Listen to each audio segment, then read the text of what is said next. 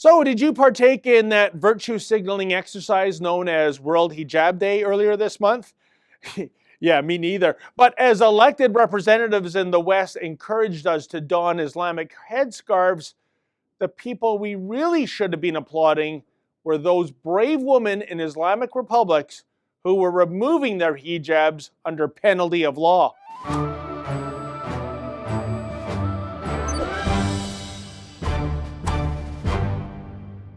So February 1st was World Hijab Day. Look, whether it's a cowboy hat or a hijab, you want to cover your head, you're free to do so.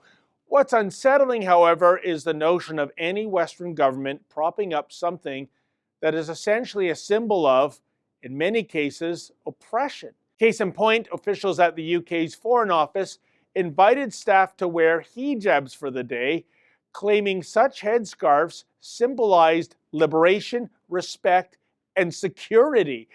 Golly, one wonders when the Foreign Office will be handing out taxpayer-funded Christian crosses and Jewish kippas and Sikh turbans.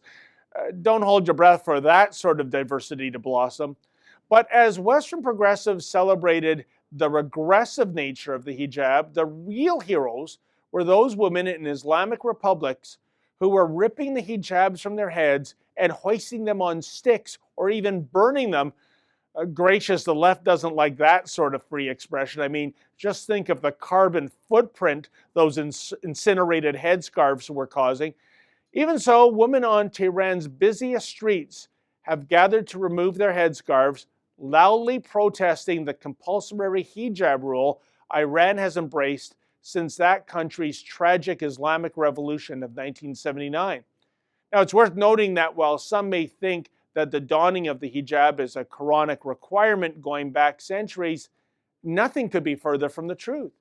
Just check out these fascinating photographs of graduating classes at the University of Cairo over the last several decades. Now, as you can see, in 1959, not a single woman is wearing a hijab, ditto almost 20 years later in 1978, but just take a gander at the graduating class of 2004.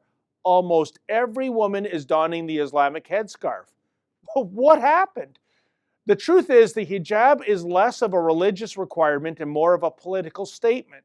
This whole idea that one buys into or is being coerced into buying into Islamism.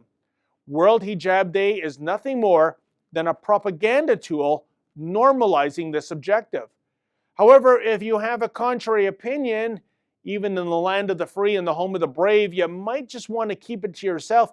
Check out this excerpt from Campus Unmasked as host Rob Shimshock chronicles the bullying of a female student at the University of Central Florida after she said no thanks to wearing a hijab. I did nothing harmful towards them in person. I didn't even say anything in person except when they told me to put on a hijab and I said no, thank you.